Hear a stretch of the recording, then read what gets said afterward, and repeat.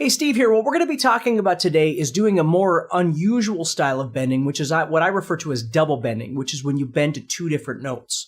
Okay, so I'm going to be using G major or E minor as my example, and I'm going to be using it on the second string. Now, normally when we would bend something, let's say we go to the 10th fret of the second string, for instance. Now, that note right there is A. And what I want to do is bend that up a whole step to become B, because they're both notes in the key of G major or E minor.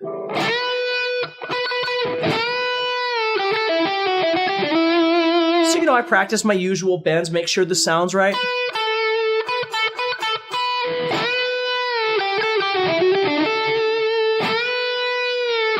And get really comfortable with the sound of that when I bend it up. Well, the trick now is I want to actually take that note that I'm bending to, which is B, and I want to go up again to C. So I want this.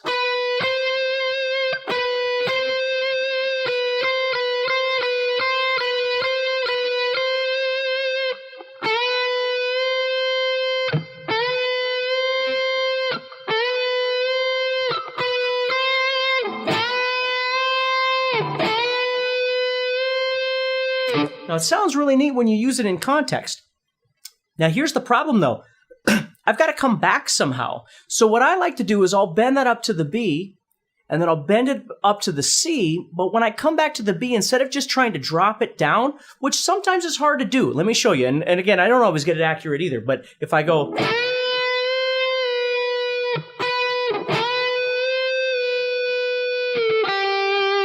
It sounds really neat.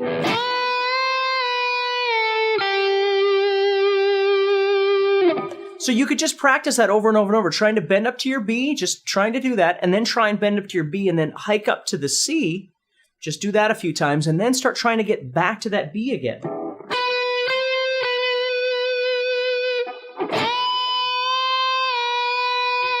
Now, what I like to do to kind of cheat, and it sounds cool, it's not really cheating, but to set myself up for a little bit better percentage of accuracy going back to the B, because it's very hard to keep bending up and then just come back down, okay? Somewhere in, la la land with that bend. So what I like to do is I'll bend up to the B, and then I'll bend up to the C, and then when I want to go back to the B, what I do is I actually drop below and re-bend it to the B again. So there's a little dip there at the end. I'll show you. If I go like this. See how I did that little dip at the end?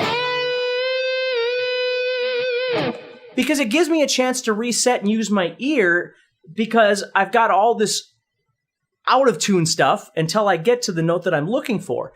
When I bring it back, I have to be spot on every single time. I've got to know by the amount of tension to bring it back and hope that it's going to be in tune. Or if I push it up, I can find the note I want, and then push it up, I can find the note I want. And then if I dip it back and come back up again, I can find the note I want. Okay, so it's a little bit easier to do that way.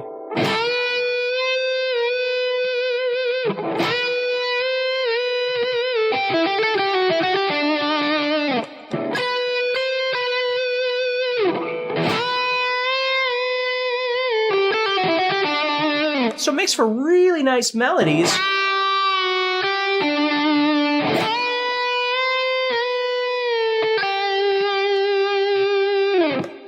And they sound really vocal because they're different than just playing those notes, okay? Now, another one I want you to try and practice is this. What we're going to do is we're going to play the 12th fret. I'm going to bend up. This time they're backwards. I'm going to bend up to the 13 and then up to the 15. So I'm going to go...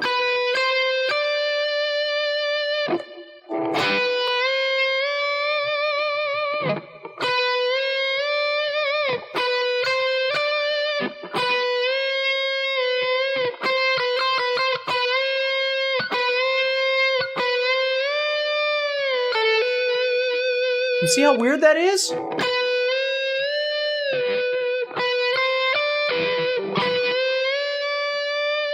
And that one, the 15 is quite high, right? Because you're actually bending up 3 frets, so you got to really kick that sucker up.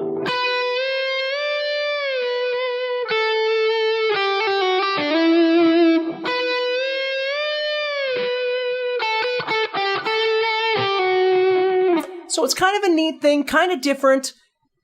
again, hopefully you can use it in your playing somehow, but it's nice to know that there are other options out there that aren't just, whole step bends and the standard bends that we use, but really trying to kind of think outside that box a little bit of different places that you might go to do some of these bends. And you could go anywhere. I mean, if I went to now again, I'm in G major or E minor, depending on how I'm looking at this. So if I went to the 12th fret of the first string, I'd have 12, 14, 15. So I could do...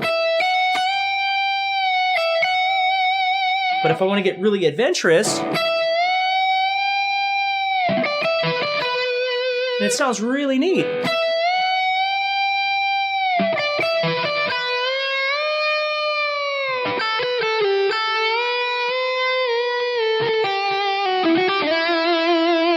And they take time, they take practice, okay? But that's half the fun of this thing. So just learning to think, if you can see some of your scale there, you might be able to explore some new, unique ideas that you can do with your bend.